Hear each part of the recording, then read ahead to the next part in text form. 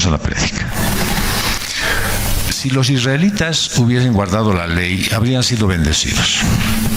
Pero cuando violaron la ley, el juicio cayó sobre ellos.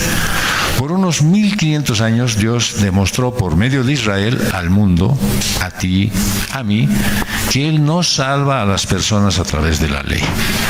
Los israelitas, bajo las circunstancias más favorables, en una tierra y en un sistema social regulado por la ley, no obedecieron. Si a ellos no les fue cumplir la ley, tampoco para ti va a ser fácil cumplirla. Es imposible. Entonces debes agradecer que Dios salva solo por su gracia. En realidad la gracia ha sido siempre su método, no es una cosa del Nuevo Testamento.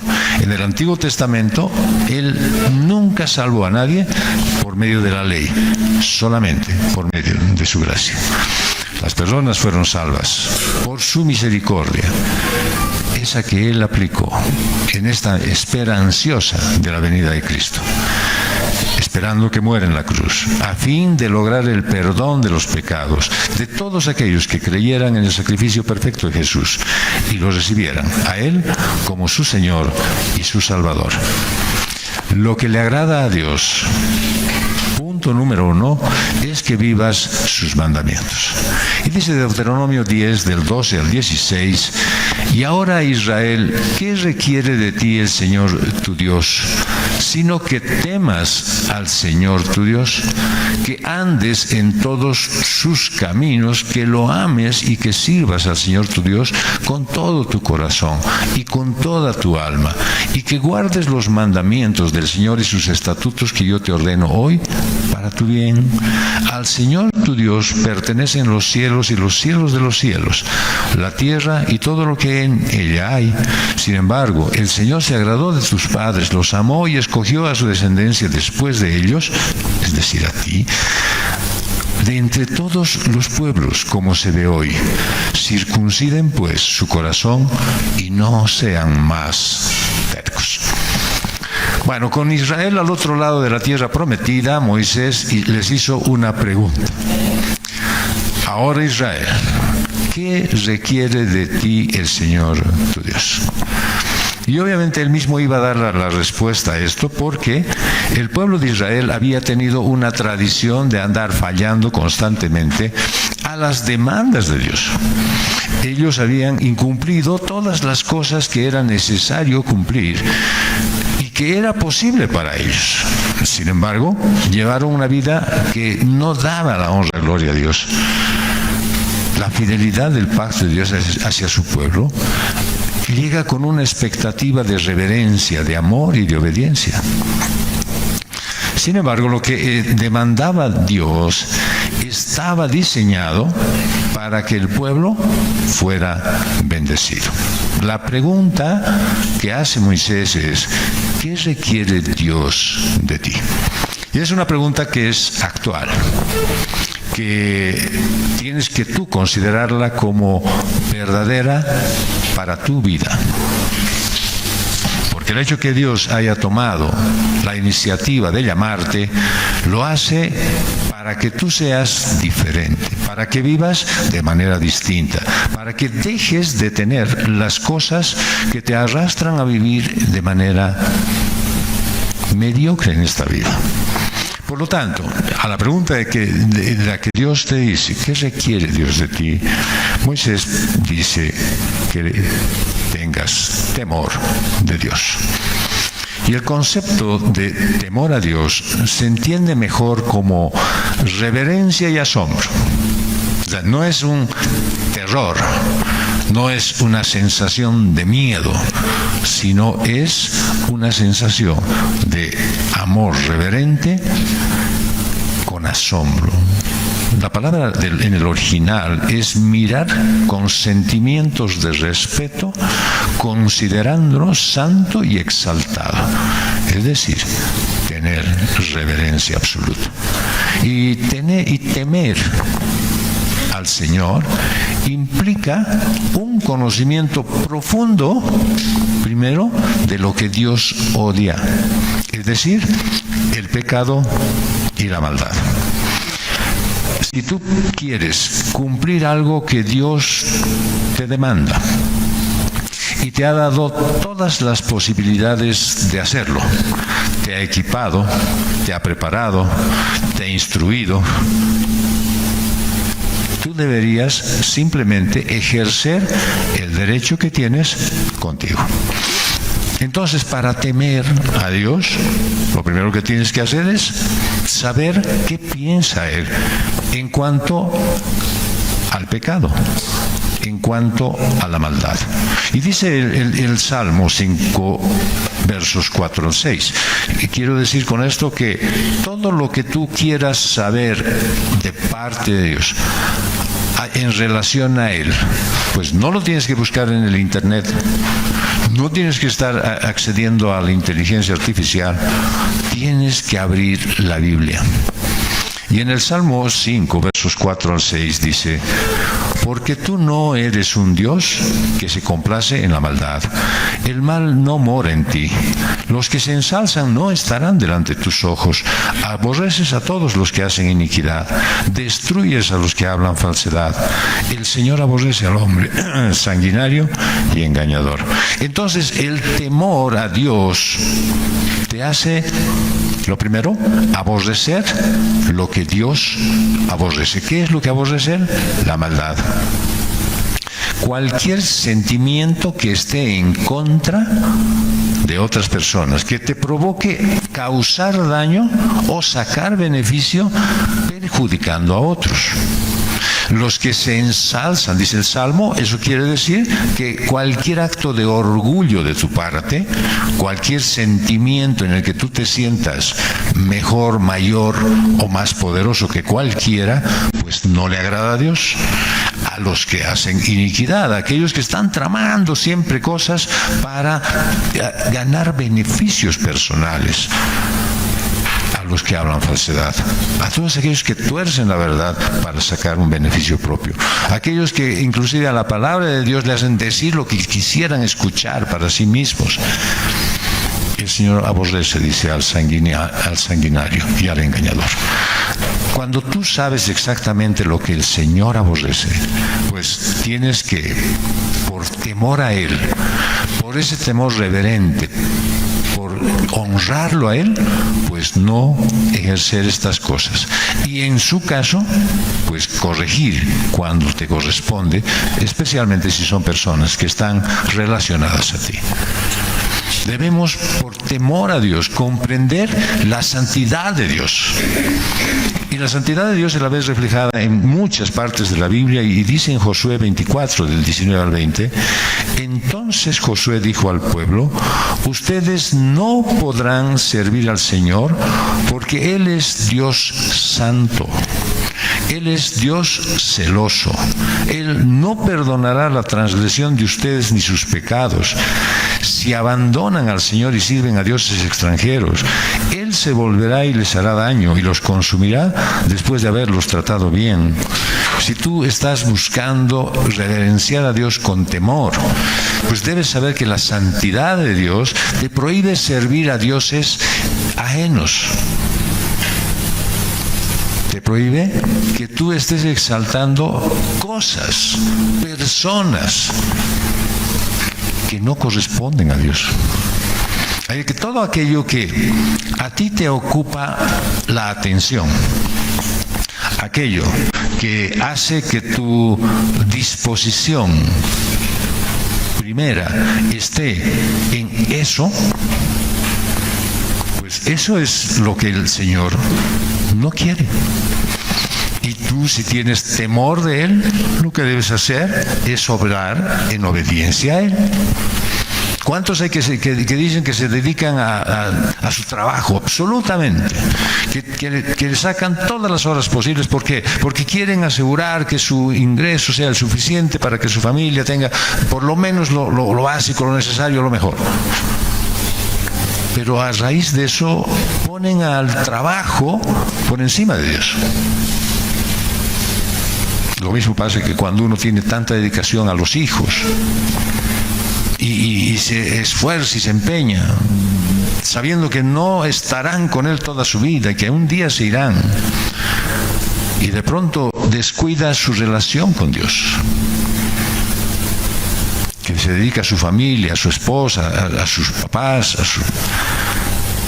No digo que no es necesario que los vean a ellos, sino que lo primero que manda Dios es que lo hagas reverentemente con Él, que le sirvas a Dios. Ahora, uno podría considerar y decir, perfecto, si me dedico a servir a Dios, ya no voy a poder servir a nadie más, ni a mi trabajo, ni a mi familia, ni a mis amigos, ni a nadie. El asunto está en que la cosa es diferente, porque cuando tú sirves a Dios, las posibilidades de servir a tu familia, a tu esposa, a tus hijos, a tu hogar, a tu trabajo, a tus dependientes, se hace muchísimo más sencilla.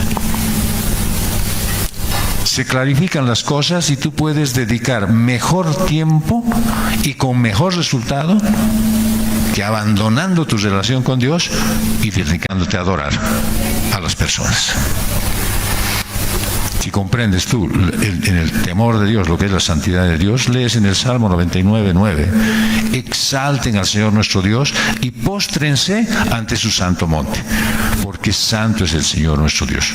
Es decir, que su santidad te lleva a adorarlo a Él, con reverencia, con amor, con dedicación. No solamente cuando tienes necesidades, no solamente cuando se te hace urgente, no solo cuando quieres encomendar algo, sino todo el tiempo. Un temor reverente te lleva a reconocer la santidad de Dios. Pero te hace ver también su juicio sobre el pecado. Te hace notar que Él no va a dejar pasar el pecado como si nada. En Isaías 26, verso 21 dice, porque el Señor va a salir de su lugar para castigar la iniquidad de los habitantes de la tierra, y la tierra pondrá de manifiesto su sangre derramada y no ocultará más a sus asesinados. Cuando temes a Dios, sabes que Él castiga a los pecadores. Y si sabes que castiga a los pecadores y toda su obra de ellos, pues lo que no tienes que hacer es ser parte de ellos. ¿Cuántas equivocaciones existen en el sentido de que sí, Dios ama al pecador? Y con amor al pecador, pues te reúnes con ellos. ¿Cuántas veces yo he escuchado decir a muchas personas, sí, pero Jesús se juntaba con los cobradores de impuestos, con las mujeres que no tenían una vida decente? Y eso me quiere justificar a mí en el sentido de decir, bueno, yo también puedo juntarme con los cobradores de impuestos, con los que hacen malversaciones, con las chicas de la calle. O sea, el tema es que se olvidan que el sentido de la presencia de Jesús en esas vidas era para transformarlos. Lastimosamente lo que sucede cuando tú haces esto sin reverencia y sin temor a Dios, pues te transforma. Ahora dirás, bueno, perfecto, te estás escogiendo los peores ejemplos, pero yo solamente me dedico con mis amigos a jugar cartas, a jugar fútbol, o de repente nos reunimos para hablar de negocios. El problema está en que si no tienes temor a Dios, esa influencia de la gente, esa influencia de la sociedad, esa influencia del mundo, pues te va a calar hondo. Y cuando tú estés ya bien metido en todas las cosas que te parecieron interesantes y te apartaron de Dios, yo no puedo evitar leer que el Señor va a salir a castigar la iniquidad. La tuya, si te descuidas. Y dice en el Salmo 99:8, oh Señor nuestro Dios, tú les respondiste, fuiste para ellos un Dios perdonador, pero también vengador de sus malas obras. Es decir, que tienes que tener conciencia de que el temor a Dios te hace ver que Dios perdona todo. Perdona cuando sinceramente lo reconoces que hiciste mal, pero también toma acción contra todas las malas obras. ¿Quiere decir esto que tu pecado, aquel que lo cometes precisamente en descuido del temor a Dios, pues va a ser castigado? va a tener consecuencias. Dirás, pero me ha perdonado mi pecado. Te lo ha perdonado, pero las consecuencias siguen intactas. Y muchas de ellas son tan dolorosas que no quisieras haber cometido ese pecado nunca. Y entonces el temor a Dios te hace ver que hay disciplina, especialmente sobre los creyentes que pecan. Y dice en Hebreos 12, versos 5 al 7, además han olvidado la exhortación que como hijos les dirige: Hijo mío, no tengas en poco la disciplina del Señor, ni te desanimes al ser reprendido por Él, porque el Señor al que ama disciplina y azota a todo el que recibe por hijo. Es para su corrección que sufren. Dios los trata como a hijos, porque ¿qué hijo hay a quien su padre no discipline? Cuando tú tienes temor a Dios, sabes que cualquier cosa que venga como disciplina de parte de Dios, ¿y qué es disciplina? Es corrección, es enderezamiento, es que sepas tú darte cuenta que lo que has hecho va a ser corregido. Y cuando eso acontece en ti, ¿no es cierto? Lo que puedes ver con claridad es: fue necesario eso, como si Él fuera un padre que está corrigiendo a un hijo. Y deberías considerar la disciplina de Dios en el temor a Dios como algo útil y beneficioso para tu vida. Yo creo que tú estás pasando algunas circunstancias que no quisieras estarlas pasando en este momento. Yo me imagino que de repente problemas de salud, de economía, de trato familiar o de lo que fuera, te están de repente motivando a pensar y decir: ¿por qué a mí? ¿Por qué yo? ¿Por qué no otras personas? ¿Por qué tan seguido conmigo? Cuando en realidad el Señor te está diciendo, es el trato personal que el Padre te está dando a ti. Y que si tú ves el beneficio de ello, pues vas a esperar con ansias que eso resulte así.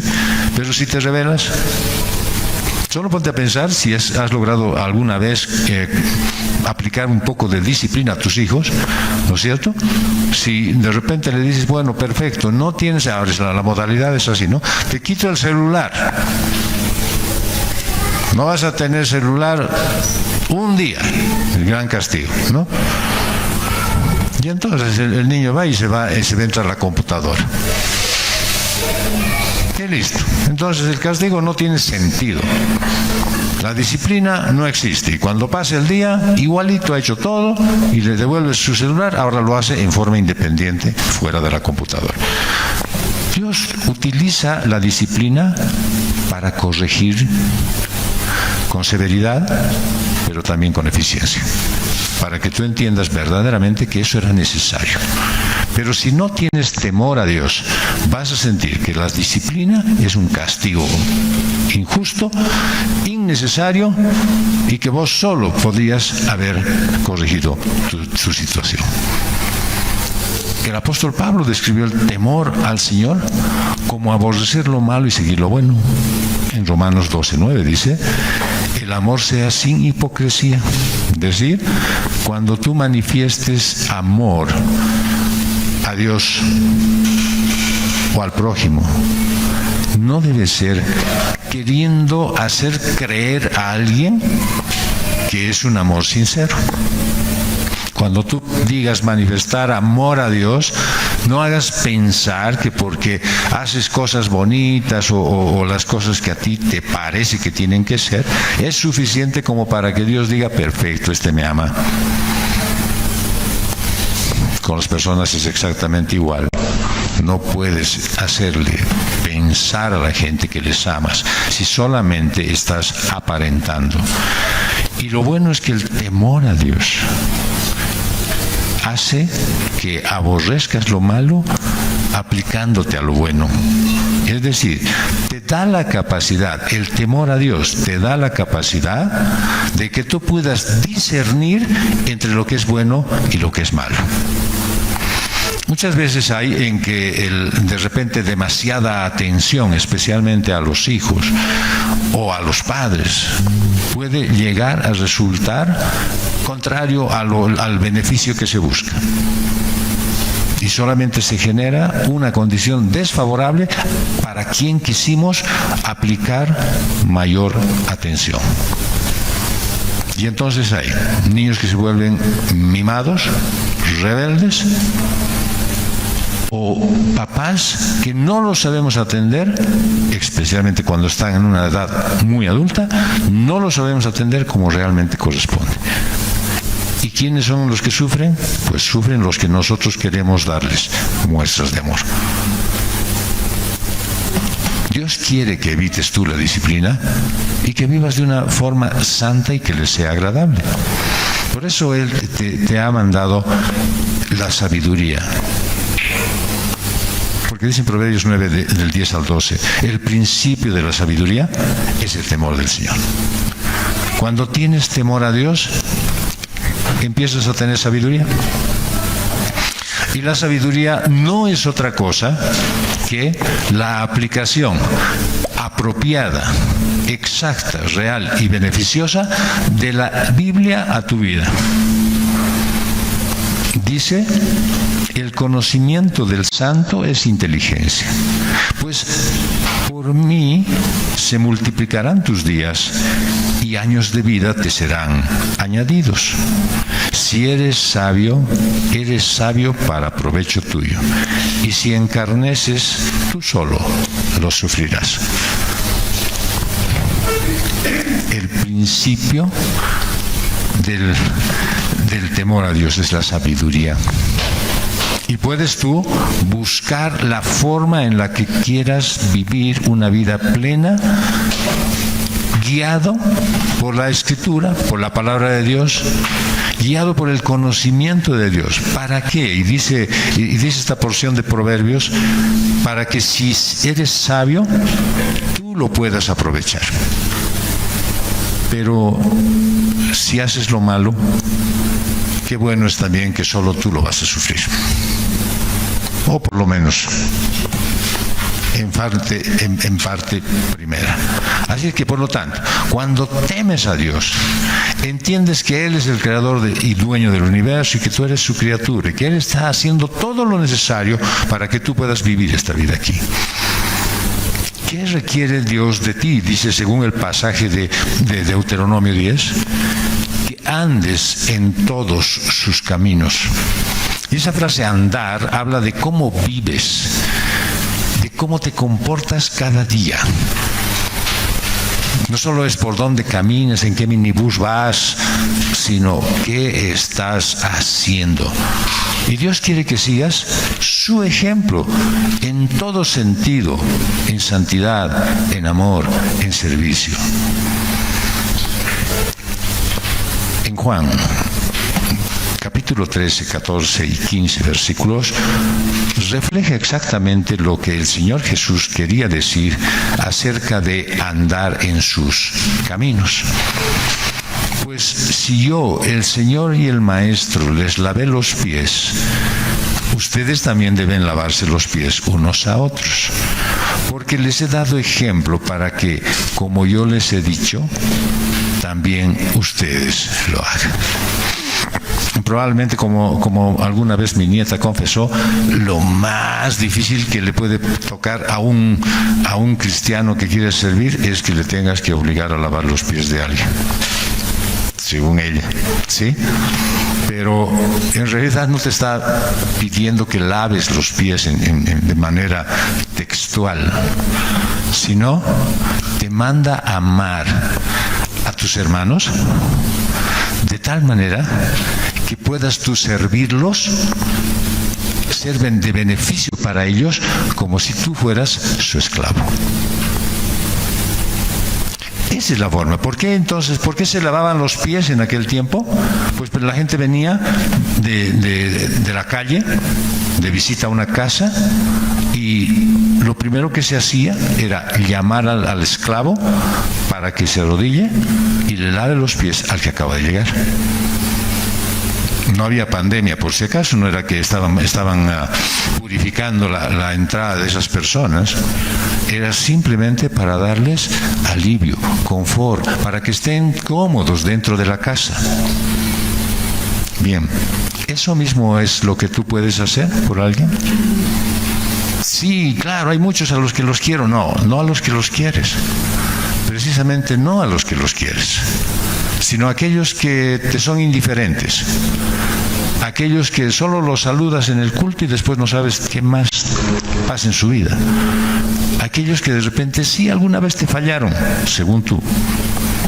Ya lo hemos explicado muchas veces, que no es que te falla la gente, sino que Dios está obrando en ti para que tú aprendas a comprender que en esta vida, ¿no es cierto?, tendremos muchísimas aflicciones y muchas de ellas serán provocadas por personas conocidas nuestras, pero que en el fondo todo eso es para un aprendizaje para ti. Así que alguien que te ha lastimado, perjudicado, fallado, lo que tú quieras ponerle, ¿será posible que tú te acerques a él y lo sirvas como si fueras su esclavo? Pues eso es lo que dice el Señor, que si tú quieres ver lo que Él te demanda, lo que a Él le gusta que hagas, es que sirvas. Y que sirvas como Jesús. Y también lo refleja el evangelista Mateo en el capítulo 10, verso 38. El que no toma su cruz, dice el Señor Jesús, y sigue en pos de mí, no es digno de mí. Quiere decir que cuando tú quieres servir como a Él lo hizo, como quieres seguir los pasos que Él dio, pues lo primero que tienes que hacer es crucificarte. En realidad hay que encontrar el sentido de lo que es tomar la cruz y seguirlo a Él. Y ese tomar la cruz es morir a ti mismo. Dejar de ser lo que tú eres. Dejar de tener la prioridad en ti. No, primero yo y después que arda Roma. Es dejar de ser tú el centro del universo y hacer que tu vida vieja, tu forma de ser, tus antiguas normas y mañas mueran y no existan más. Y entonces, ¿cuál es el resultado de eso? Es que lo puedes seguir porque eres digno de Él. Por lo tanto, cuando tú recibes el mandato de Dios diciéndote, yo quiero que hagas cosas que me agradan, no te olvides que el ejemplo principal es el Señor Jesús. Y el apóstol Juan lo enseñó en 1 Juan 2:6. El que dice que permanece en Él, en Jesucristo, debe andar como Él anduvo. ¿Ya? Si tú dices, yo soy cristiano, eso es permanecer en Él, ¿ya? Me he bautizado, oro a veces, depende, asisto alguna vez al culto, me gusta, digamos, esta vida, pero soy cristiano, ¿ya? Bien, dice que si tú dices eso, entonces debes dar los pasos que Él dio, andar como Él anduvo. Pero necesitas para eso saber qué hacía Jesús, cómo Él se comportaba. ¿Cómo puedes seguir los pasos de alguien? ¿Cómo puedes tomar el ejemplo de alguien si tú no sabes qué es lo que hace? Recuerdo que una de las mejores maneras de poder aprender de alguien en el mundo primero, cuando yo estaba en la Cámara de la Industria Gráfica, pues llamaron a unos jubilados alemanes para que guiaran aquí a algunos jefes de talleres de empresas grandes. Y entonces llegaron alemanes tan experimentados en el área gráfica que lo que tenían que hacer el jefe de taller que estaba aquí queriendo aprender algo es verlo a él todo el día. Después me di cuenta que eso es una especie de discipulado, ¿ya? Entonces, cuando uno lo seguía al alemán que estaba jubilado a todas partes así, veía, pensaba y cómo él reaccionaba ante alguna emergencia, entonces aprendía y sacaba provecho. Y cuando él se fuera, porque no se quedaban a vivir aquí, cuando él se fuera, ese jefe de taller iba a estar extremadamente bien preparado. El asunto está en que si ese jefe de taller que tiene la gran oportunidad de ver a una persona con tanta experiencia trabajar en el área en la que él está, pero no le presta atención, habrá desperdiciado un valioso tiempo. El hombre se irá, y se irá con todos sus beneficios. El que se quedará con el tiempo perdido. El Señor Jesús todo el día está contigo. El Señor Jesús te está mostrando todos los días su comportamiento, sus reacciones, lo que Él hacía. Está en ti el que tú entiendas, comprendas y apliques lo que Él hacía. Y lo dice el apóstol Pablo también en 1 Corintios 11:1. Sean imitadores de mí como también yo lo soy de Cristo. Es decir, no está diciendo imiten a Pablo y ese es el método. Imiten lo que yo hago, que es imitar a Jesús, a Cristo, ¿sí? Entonces, para imitar a Cristo, necesitas conocer todo de la vida de Jesús, cómo era Él. Recuerdo que un actor que tenía que desarrollar el papel de un profesor boliviano que vive en los Estados Unidos, creo todavía, no sé si ha muerto, pero que estaba en los Estados Unidos generando un gran desarrollo en una sociedad muy deprimida, que eran los latinos, y era un profesor de matemáticas. Y él generó un nuevo sistema en los Estados Unidos y se hizo una película. ¿Saben qué hizo el actor para representar el papel de este profesor boliviano? Se fue a vivir con él 3 meses. Y lo vio desde levantarse, desayunar, hablar, comentar, y vio los gestos, y vio las expresiones, y vio algunos términos, entendió por qué usaba algunas palabras en aymara, que se escuchan en la película, y que después los mexicanos las repiten. Y todas las cosas que él utilizaba y cómo pensaba para cambiar lo que sufría cuando no podía lograrlo. Y todo eso plasmó en una obra que después a él le redundó en un premio. Imagínate si para imitar a una persona tienes que vivir con él durante 3 meses para hacer un trabajo. ¿Cuánto tienes que vivir junto a Jesús si quieres imitarlo a Él? ¿Qué de Jesús te gustaría imitar? ¿Su amor? Agárrate, porque eso es para largo. Su capacidad de enseñar, empezar a tomar todas las clases que están aquí en la iglesia, y podrás meterte en un seminario más. ¿Quieres saber, quieres aprender o copiar o imitar lo que Él perdonaba? ¿Lo que Él era capaz de orar por sus enemigos? Pues empezá a practicarlo. Empezó a practicar porque Él, cuando estaba en la cruz, dijo: te pido que perdones porque no saben lo que hacen. Y lo estaban matando. Así que si tú quieres aprender un poquitito de Jesús, consíguete alguna característica de Él y empezá a ensayar. Y dale empeño. ¿Sabes qué? El resultado va a ser bueno, porque vas a poder imitar a Jesús. No lo digo yo, lo dice la Escritura. Sean imitadores. No dice traten de imitar. A ver, vean si pueden alguna vez. Sean imitadores. Y eso es una palabra de acción constante. No cambia, no se modifica, no termina. Todo el tiempo se realiza. El momento en que tú aprendas a perdonar como Jesús lo hacía, yo te garantizo que tu vida va a ser una vida de perdón constante, aunque sean 70 veces 7. Andar en todos sus caminos, pues significa eso, vivir una vida conforme a las Escrituras, poner por obra su palabra, obedecer sus mandamientos, seguir sus enseñanzas, entender el mensaje, vivirlo todos los días y andar en los caminos de Dios, pues te asegura un futuro y prosperidad en el ámbito personal, plenamente espiritual. ¿Qué más requiere Dios de ti? Que lo ames Dios demanda amor. Y en Deuteronomio 36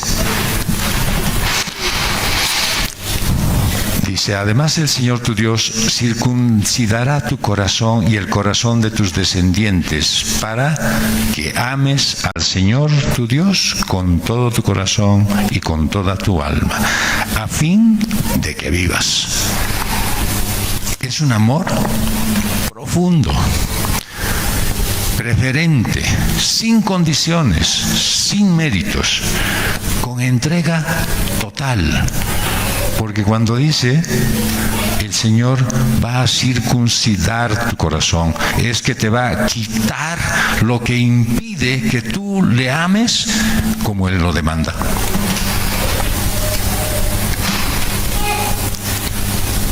Todos los requisitos que vienen a esto se derivan de tu amor a Dios. La Escritura dice que Dios puso su amor leal en Israel para que su pueblo pueda amarle. Y dice en Deuteronomio 7, versos 7 al 8, el Señor no puso su amor en ustedes, ni los escogió por ser más numerosos que otro pueblo, pues eran más pequeños que todos los pueblos, mas porque el Señor los amó y guardó el juramento que hizo a sus padres. El Señor los sacó con mano fuerte y los redimió de la casa de servidumbre, de la mano de Faraón, rey de Egipto. Lo amas porque no hay razones para que Él te haya amado.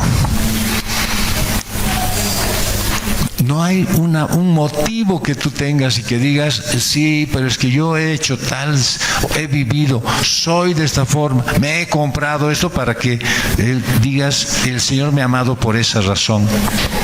No hay un justificativo para que tú puedas entender por qué Dios te ha amado. Pero ¿cómo puede ser tu amor? Pues sencillamente el Señor Jesús lo puso en una parábola. Habían dos deudores y uno debía 1.000.000 y el otro debía 10. Y los perdona a ambos. Y pregunta el Señor Jesús, dice, ¿cuál de los dos creen que lo amará más? Y obviamente los fariseos responden, pues dice, al que le ha perdonado más. Bien, te pregunto a ti, ¿cuánto te ha perdonado? ¿Poquito? ¿Realmente casi nada? ¿No tenías nada de qué arrepentirte, nada que te condene, nada que haga que tu vida sea miserable? Pues si yo tuviera que contar en centavos lo que el Señor me ha perdonado, no podría terminar esta mi vida de contar todas las cosas que Él me ha perdonado. Y por eso mismo, como el Señor Jesús lo dice en la parábola, eso a mí me mueve a amarlo con toda la intensidad. Pero Él siempre da el primer paso. Él da el paso adelante para ti. Y en 1 de Juan 4:19 dice, nosotros amamos porque Él nos amó primero. Nosotros tenemos capacidad de manifestar amor porque Él es el que ha tomado la iniciativa de amarnos. Él te ha dado la capacidad de amarlo sin límite. Solo tienes que ejercerlo. Pero no es un amor tibio. Ese es un amor anhelado el que tienes que darle. Un amor diferente, algo que se sienta. Es como si hubiera el deseo de mostrarle el amor como algo vital para tu vida. Es un amor que se goza aquí en la iglesia. Mira lo que dice el Salmo 42, versos 1 al 4. Como el ciervo anhela las corrientes de agua, es decir, como este animal está anhelando encontrar agua fresca para suplir la sed que tiene, así suspira por ti, oh Dios, el alma mía. Mi alma tiene sed de Dios, del Dios viviente. Es decir, yo tengo ansias de encontrar más de Dios, en comprenderlo mejor, servirle más, amarlo de otra manera, con toda mi dedicación. ¿Cuándo vendré y me presentaré, dice el salmista, delante de Dios? Mis lágrimas han sido mi alimento de día y de noche, mientras me dicen todo el día, ¿dónde está tu Dios? ¿Cuándo viene eso? Cuando te dedicas a hacer las cosas a tu agrado, cuando estás enfocado en tus problemas, cuando estás abocado a tu situación. Y entonces sientes que como que Dios no está a tu lado. lo sentía el salmista. Y me acuerdo de estas cosas y derramo mi alma dentro de mí, de cómo iba yo con la multitud y la guiaba hasta la casa de Dios, con voz de alegría, con acción de gracias, con la muchedumbre en fiesta. ¿Sabes? El primer síntoma de un debilitamiento de tu amor a Dios es tu inasistencia a la congregación. El primer síntoma. Le encuentras todos los pretextos que puedas para no venir. Hasta eres capaz de viajar por no estar ese día aquí. No lo digo yo, lo dice la Escritura, que cuando tú sientes la ausencia de Dios es precisamente porque has dejado de estar en congregación junto a los que amamos y servimos a Dios. Solo depende de ti que tú ores para que el Señor te quite esa mala actitud de buscar preferentemente atender tus asuntos antes que conocerlo mejor, antes de ir y buscar con ansias esa agua fresca que proviene de su palabra todos los días. Amar a Dios con todo tu corazón, con toda tu alma, significa tener una relación íntima, personal con Él, para honrarlo, para glorificarlo en todo lo que haces. El Evangelio de Juan, en el capítulo 14, verso 15, refleja y dice: si ustedes me aman, lo dice el Señor Jesús, guardarán mis mandamientos. Entonces, la primera prueba para saber que si tu amor se está enfriando es ver tu récord de asistencia a la iglesia. Y segundo, para saber de qué medida está tu amor a Dios, es ver cuánto guardas sus mandamientos. Es decir, cuánto de eso vives. ¿Sí? Es la prueba real. Aprendo hoy y empiezo a vivir la Biblia claramente. Cuando amas a Dios con todo tu ser, obedeces su palabra y te mantienes cerca de Él. La pregunta de hoy es: ¿qué requiere Dios de ti? Que le sirvas de todo corazón. El amor genuino a Dios se expresa a través del servicio. Y lo dice 2 Corintios 8, versos 1 al 5.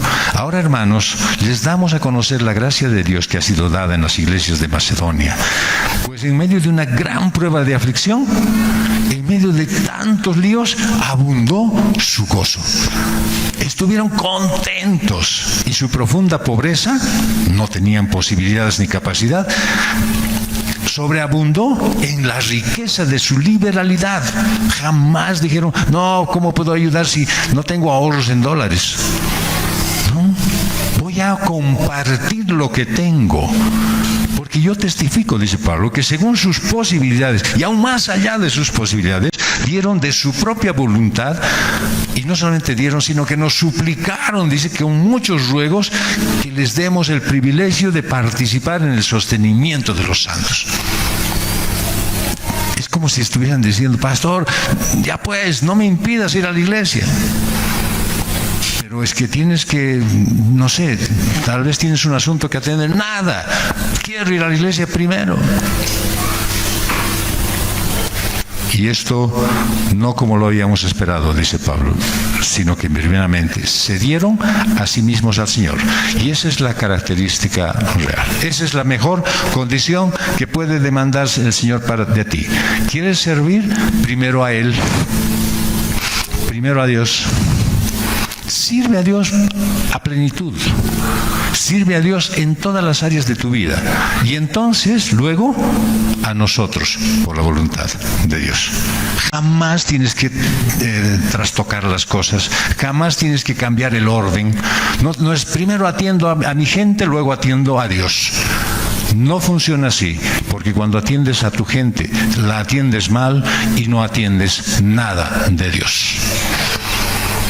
Eso es servir como a Él le agrada. Y Jesucristo fue un ejemplo por excelencia. En Mateo 20, 28 dice: así como el Hijo del Hombre no vino para ser servido, sino para servir y para dar su vida en rescate por muchos. No vino a solucionar tu vida, vino a darte vida, una nueva vida. No vino a cambiar tus condiciones, sino vino a transformarte a su imagen. Así que servir a Dios no es una obligación impuesta, sino una respuesta libre, natural, llena de gozo al amor que Dios te ha entregado. Y puedes tú ver en el pasaje de Gálatas 6, del 6 al 10, y al que se le enseña, dice Pablo, al que se le enseña la palabra, que comparta toda cosa buena con el que le enseña. No se dejen engañar, de Dios nadie se burla, pues todo lo que el hombre siembre, eso también segará. Porque el que siembra para su propia carne, de la carne segará corrupción. Pero el que siembra para el Espíritu, del Espíritu segará vida eterna. No nos cansemos de hacer el bien, pues a su tiempo, si no nos cansamos, segaremos. Así que entonces, hagamos bien a todos según tengamos oportunidad, y especialmente a los de la familia, de la fe. Esto es servir. Si te das cuenta, en ningún momento dice, primero atender tus asuntos, vos servirte primero. Cuando estés firme, entonces sirves a los demás. Es al revés, siempre es al revés. ¿Qué quiere Dios de ti? ¿Qué es lo que Él requiere? Que guardes sus mandamientos. Y cuando cumples sus mandamientos, demuestras tu amor por Él. En 1 de Juan, capítulo 5, versos 2 al 3, dice, en esto sabemos que amamos a los hijos de Dios, cuando amamos a Dios y guardamos sus mandamientos. Porque este es el amor de Dios, que guardemos sus mandamientos, y sus mandamientos no son difíciles. Y ahí sí nosotros vemos tu fidelidad, que está reflejada en 1 de Juan, capítulo 2, verso 3 al 6. Y en esto sabemos que lo hemos llegado a conocer, si guardamos sus mandamientos. El que dice, yo lo he llegado a conocer, y no guarda sus mandamientos, es un mentiroso y la verdad no está en él. Pero el que guarda su palabra, en él verdaderamente se ha perfeccionado el amor de Dios. En esto sabemos que estamos en él. El que dice que permanece en él debe andar como él anduvo. No hay otra manera de expresar. Yo guardo sus mandamientos, pero no le obedezco, no hago nada, no me acuerdo, ni sé de qué era la prédica del anterior domingo. O sea, no tiene sentido. No puedes seguirte engañando. El Señor te pide que aborrezcas todo lo malo y que obedezcas sus mandamientos para que te vaya bien en todo. Mira lo que dice en 1 de Juan, capítulo 13, verso 16. Si saben esto, serán felices si lo practican. Es decir, quieres buscar, algunos están buscando la felicidad y están jugando a la lotería, están teniendo contacto con esos portales que hay, ¿no?, para hacer amistades y demás. Y ahora había habido portales para hacer amistades entre cristianos. Bueno, ahí está. Así es el mundo, todo un desorden, ¿no es cierto? Pero hay gente que está buscando ahí la felicidad. Cuando el Señor ya lo ha puesto en su palabra hace muchísimos años. Si tú entiendes esto, si tú entiendes lo que dice en la Biblia, serás feliz. Si lo practicas, serás feliz. Miqueas dice, Él te ha declarado hombre, lo que es bueno. ¿Qué es lo que demanda el Señor de ti? Si no, solo practicar la justicia, amar la misericordia y andar humildemente con tu Dios. En un lenguaje sencillo, Él te pide que pongas la Biblia por obra. Que leas y apliques, que entiendas y apliques. Y después de que apliques, enseñes. Porque una fe que no procede de un corazón con amor genuino y devoción a Dios no es fe en absoluto. ¿Qué es lo que requiere de ti el Señor? Un cambio profundo. Que has de saber que eres diferente a todos, que eres parecido a Jesús. ¿Qué te pide? Que circuncides tu corazón y que no seas más terco. En Israel todos los varones tenían que ser circuncidados 8 días después de nacer. Yo puedo abrir una campaña para circuncidar ahora, no importa que estén viejos. Me avisan cuando lo quieran. Hacemos más una buena campaña para circuncisiones. Dice Jeremías 4:4, circuncídense para el Señor y quiten los prepucios de sus corazones. hombres de Judá y habitantes de Jerusalén, no sea que mi furor salga como fuego y arda y no haya quien lo apague a causa de la maldad de sus obras. ¿Qué deberías hacer? Quitar todo lo que estorba en tu corazón. Yo puedo ayudarte, pero en la parte física. Así te va a doler y te vas a acordar de lo que había sido desobedecer a Dios. Es una representación de tomar tu corazón, esa parte inclinada a la carne.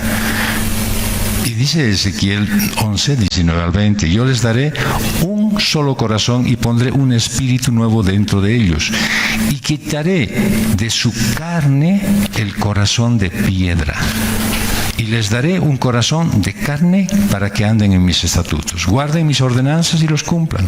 Entonces serán mi pueblo y yo seré su Dios. El rato que tú tengas una transformación absoluta, que dejes de tener ese corazón duro, entregado a ti, ese que no deja de guardar resentimientos, ese que siempre está acordándose de las cosas que nunca fueron buenas, aquel que está llevando la agenda de todo lo que no le ha satisfecho, pues ese hombre nunca va a poder tener un corazón sensible a las cosas de Dios. Cuando tú tengas un cambio en tu vida, pues vas a poder cumplir la ley de Dios y vas a poder tener una transformación interior que solo Dios puede traer. Dios requiere de ti hacer algo que solo Él puede hacer en ti. ¿Para qué? Para mostrarte la necesidad que tienes de una transformación interior y para obligarte a buscarlo, que Él obre en ti. Tienes las posibilidades de complacerlo si crees en el sacrificio perfecto de Jesús y en su obra en la cruz. Lo que a Dios le agrada. Punto número 2, que reconozca su grandeza. Y en Deuteronomio 10, del 17 al 22 dice, porque el Señor su Dios es Dios de dioses, Señor de señores, Dios grande, poderoso y temible, que no hace acepción de personas ni acepta soborno. Él hace justicia al huérfano y a la viuda y muestra su amor al extranjero dándole pan y vestido. Muestren pues amor al extranjero, pues ustedes fueron extranjeros en la tierra de Egipto. Temerás al Señor tu Dios y le servirás y te allegarás a Él solo en su nombre. Jurarás. Él es el objeto de tu alabanza. Él es tu Dios, que ha hecho por ti estas cosas grandes y portentosas que tus ojos han visto. Cuando tus padres descendieron a Egipto, eran 70 personas. Y ahora el Señor tu Dios te ha hecho tan numeroso como las estrellas del cielo. La obediencia que Dios demanda de ti siempre se enmarca en el contexto de lo que Dios hizo antes por ti. Tu servicio y obediencia al Señor se basan en lo que Él ha hecho por ti y deben ser una respuesta agradecida a su amor.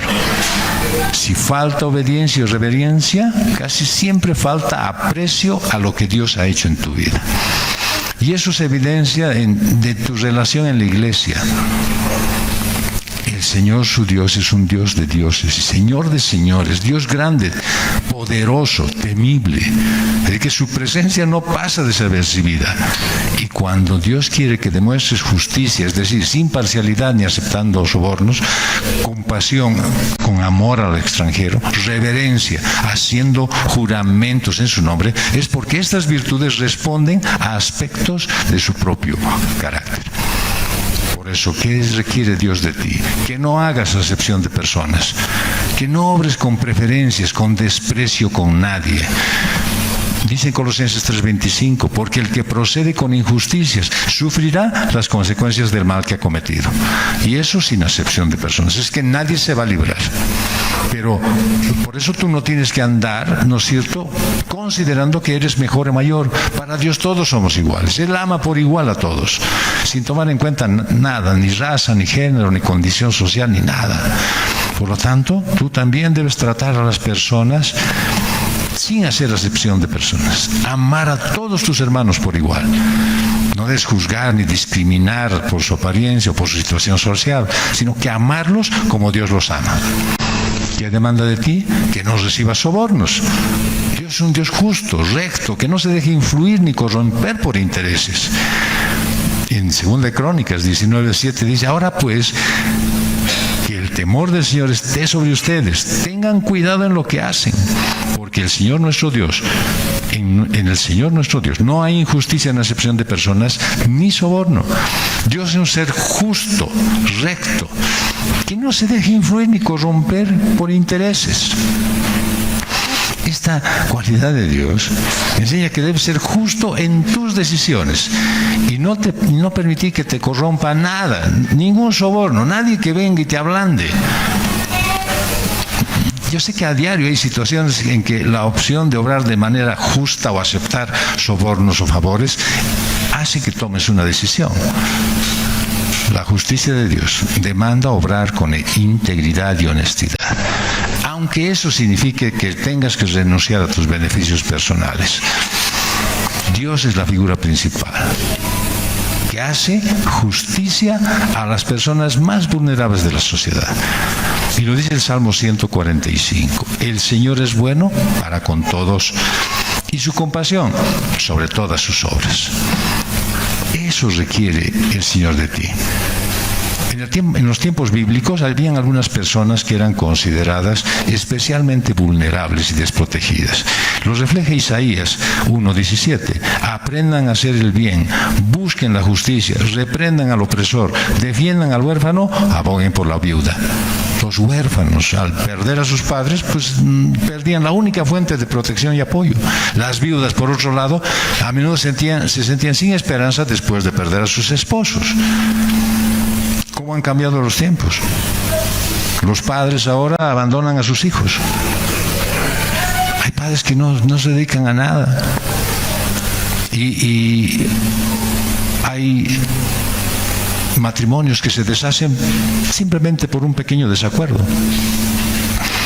Y dejan a las esposas con los hijos. Te haces cargo tú,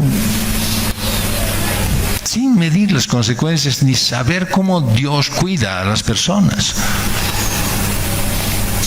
En esos tiempos también los extranjeros estaban considerados fuera del pueblo de Dios y se les discriminaba, se les excluía. Sin embargo, Dios muestra compasión por ellos.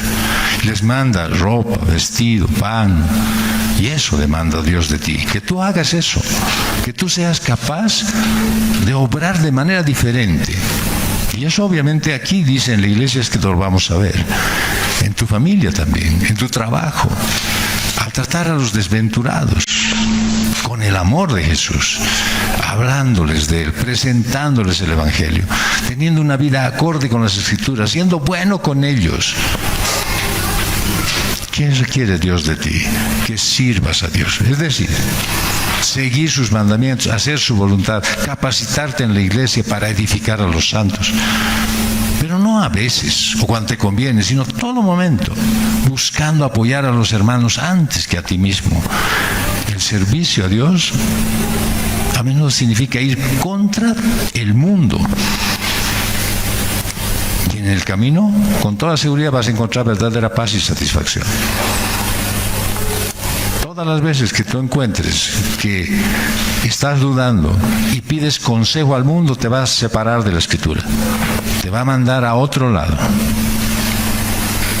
Cuando decides servir a Dios, lo que más te preocupa es hacer lo correcto ante los ojos de Dios. Y dice Hechos 11, 22 al 24. La noticia de esto llegó a los oídos de la iglesia de Jerusalén y enviaron a Bernabé y Antioquía, el cual, cuando vino y vio la gracia de Dios, se regocijó y animaba a todos para que con corazón firme permanecieran fieles al Señor. Porque era un hombre bueno, lleno del Espíritu Santo y de fe, y una gran multitud fue agregada al Señor. Qué bueno es que tu ejemplo pudiera hacer que algunos inclinaran sus ojos hacia Dios para decir, oye, creo que esto es un buen ejemplo de una persona cristiana. No de un religioso que solamente hace las cosas según la norma, sino alguien que vive las Escrituras. ¿Qué requiere Dios de ti? Que te allegues a Dios. Es decir, que te aferres de su mano. No es fácil, porque esto significa, obviamente, sacrificar tus propios deseos y egoísmo. Es un camino, pero que te lleva a una vida de amor y te puede permitir ayudar a otros, descubrir el camino correcto para otros. Cuando estás apegado a Jesús y sientes las bendiciones, experimentas las bendiciones de Dios, te llevan a una vida justa. Y no solo eso, sino que eres capaz de ser una fuente de bendición para el prójimo. Entonces, ¿qué demanda Dios de ti? Que jures por el nombre de Dios. Esto significa que cada día estás haciendo un compromiso solemne con Él. Estás prometiendo que harás todo lo posible para seguir su camino, servirle y respetarlo. Dice el Salmo 63:11, pero el rey se regocijará en Dios y todo el que por él jura se gloriará, porque la boca de los que dicen mentiras será cerrada. Tú, todas las veces que puedes proclamar el mensaje de Dios, tendrás la capacidad de sentir la bendición para tu vida y podrás promover bendición para los demás. Así que como cristiano debes hacer todo lo posible para cumplir tus promesas a Dios. Él es digno de la lealtad y siempre ha mostrado su misericordia. Él es objeto de tu alabanza. Y alabar a Dios no solo es una forma de mostrar gratitud, sino es reconocer que sin su ayuda, sin su provisión, no tendrías nada en esta vida. Es que cuando reconoces el papel de Dios en tu vida, sientes mayor seguridad y puedes enfrentarte a los desafíos. La alabanza a Dios te ayuda a mantener una conexión espiritual con Él. Orar, cantar, meditar sobre su grandeza, sobre su bondad, te acerca más a la presencia de Dios y sientes su amor y su protección. Las grandes obras de Dios sirven como fuente de inspiración y de motivación para llevar a tu familia a sus pies. Todo lo que Dios ha hecho en tu vida lo puedes testimoniar para que alguien lo entienda y lo vea y quiera verdaderamente reconocer la grandeza de Dios. Es que la manera de alabar a Dios está representada en la forma en la que hablas de Jesús, de su obra, del Evangelio en tu vida, de la manera en que te preocupas por la edificación de tu familia, te preocupas por tu edificación, no solo un día a la semana. Y con el resultado de tu edificación, pues todos vemos a Jesús en ti y vas a estar obrando a favor del crecimiento de su obra. Dice Juan 15, del 4 al 5, permanezcan en mí y yo en ustedes. Como el sarmiento no puede dar fruto por sí mismo, es decir, la rama solita no da si no permanece en la vid, así tampoco si ustedes no permanecen en mí. Yo soy la vid, ustedes los sarmientos. El que permanece en mí y yo en él, ese da mucho fruto, porque separados de mí, nada pueden hacer. El que permanece a su lado, aférrate a Él, obedece y haz todo lo que a Él le agrada. Así tu vida va a adquirir un sentido y vas a tener muchas razones para darle gracias a Dios. Vamos a concluir. Es correcto considerar que el Señor tenga demandas sobre tu vida, sobre tu comportamiento, sobre tu servicio y tu relación con los demás. Porque Él realizó todas las acciones para que seas capaz de responder favorablemente a cada requerimiento de Dios. Temor reverente es lo que debes tener en todos tus actos, un comportamiento de acuerdo a la guía del Espíritu Santo, amor en todo lo que hagas, un compromiso absoluto con Dios. Al haber tú recibido la capacidad de amar, servicio en su obra, con entrega total, no acomodado a tus tiempos o tus preferencias, o a tu interpretación de lo que es su voluntad, guardando todos sus mandamientos, poniéndolos por obra, es decir, aplicándolos a tu vida en tu andar diario por el mundo. Yo te garantizo una cosa, no es mucho pedir, no es mucho pedir de parte de Dios. Yo solamente soy un mensajero.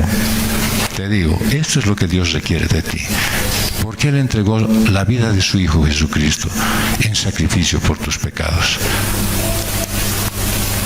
Él dio todo para que tú fueras salvo y tengas una vida eterna sin condenación.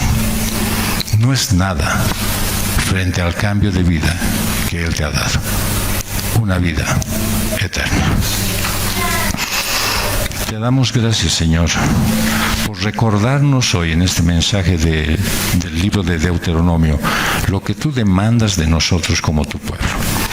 Perdón, Dios, porque no cumplimos muchos de estos requisitos todos los días.